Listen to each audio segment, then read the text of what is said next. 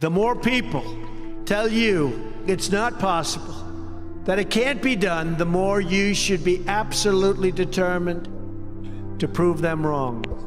Treat the word impossible as nothing more than motivation. But the fact is, no one has ever achieved anything significant without a chorus of critics standing on the sidelines explaining why it can't be done.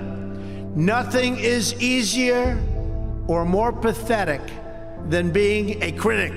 As long as you have pride in your beliefs, courage in your convictions, and faith in your God, then you will not fail. If you love what you do and dedicate yourself to your work, then you will gain momentum. And look, you have to. You need the word momentum. You will gain that momentum. And each success will create another success. You discover that you can handle anything. There's no better feeling than an achievement that you've earned with your own sweat, tears, resolve, hard work. There's nothing like it. Do you agree with that? I've seen people that are super genius, but they don't have that gut feeling. They don't have that stick-to-itiveness, that never quit. And I've seen people that almost made it and failed because they couldn't go that extra mile. I've seen so many brilliant people, they gave up in life. They were totally brilliant, they were top of their class, they were the best students. Sometimes they go into a business where basically you can't be successful. You know, nobody's successful. If you can get away from that, get away from it, if you can. But you have to make sure that you do something that you love. Try to go into something that you love that can be a good business. You know, a lot of people go into businesses that are just not good. When I went to school, two people. One was really smart, the other one was not so smart. The not so smart one went to work for a big oil company. The really smart one went to work for an airline. Well, let me tell you, the not so smart one is a very rich man today and does very well and heads up a company and he makes money. And the guy running the airline it's tough, but he was smarter. He was smarter, he was tougher, he had everything. He even looked better. Not that that matters. He had everything. He failed, and the other guy's a big success. Look, I could give you the stock answer. You got to love what you do, all that stuff. Okay, you know. But one of the answers is, and that I think is very important, is, and especially as an entrepreneur, you have to pick a business that works. Because there are some businesses that are very tough. Now, if you don't like it, cancel that. In life, I always tell this to people, you have to know whether or not you continue to have the momentum. And if you don't have it, that's okay. Because you're going to go on, and you're going to learn, and you're going to do things that are great. But you have to know about the word momentum. But a word pressure is turning out to be more of an important word, and more people are responding to it, because a lot of people that I watch have no ability to handle pressure when times are bad. And I could give you so many examples, and they fail. Most people do not have the ability to handle pressure. You have to have the ability to handle pressure.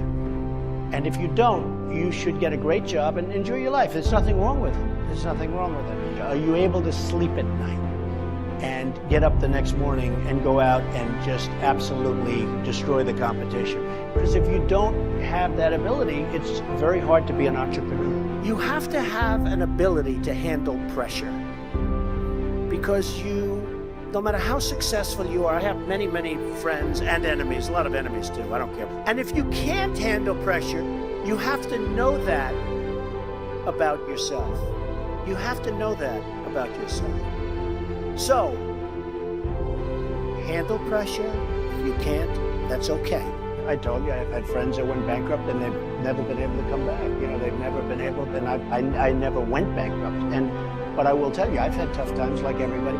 I don't consider them tough times, I consider it a learning experience. You know, I learned a lot in the early 90s when everyone was going down the tubes. The real estate markets had totally collapsed. You couldn't get 10 cents from the banks. You had plenty of vultures, you had plenty of bad people circling, and some good people that frankly wanted to get paid.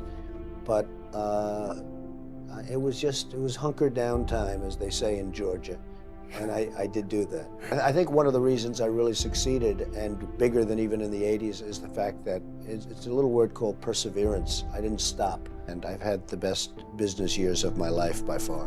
What I did is I re-put up my guard and re-put up my defenses and my offenses much stronger than I ever did in the 80s, and worked probably harder than I did in the 70s and 80s, and actually became much more successful. I didn't stop, and I did persevere. I went against a lot of odds, and I came up with a phrase, survive till 95. That was in the early 1990s.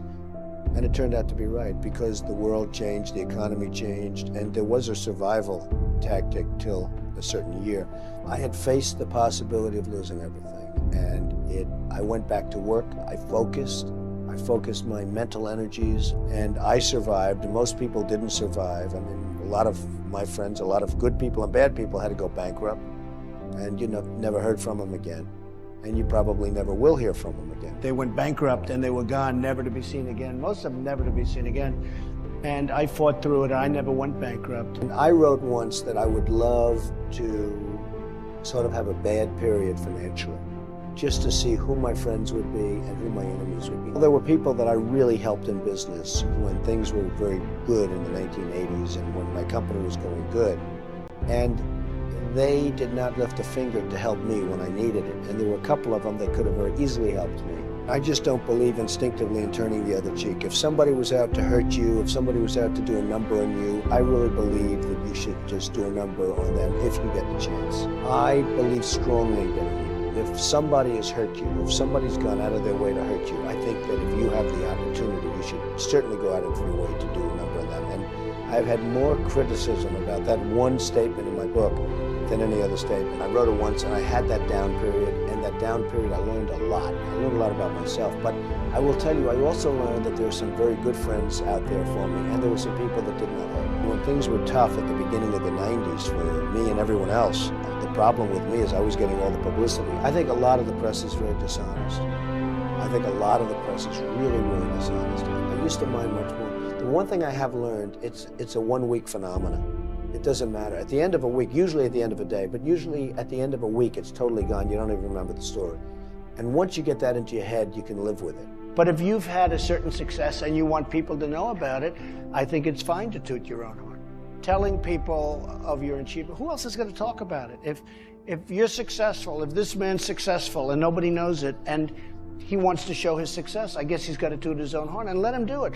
It can be done tastefully. It can be done nicely. You want to talk about yourself truthfully. I mean, you have to understand yourself, and you want to speak truthfully about yourself. And if it's not going to be truthful, what's the purpose of it? I want to have a good life. I want to put people to work. I want to create a lot of jobs, which I do. I create a lot of jobs.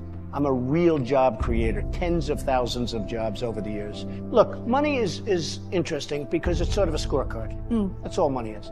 I like to enjoy my life. It certainly makes life a lot easier having that financial success, but I know the most successful people.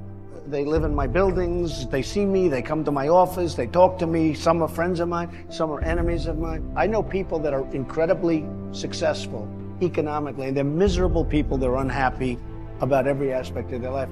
I don't really consider them that successful.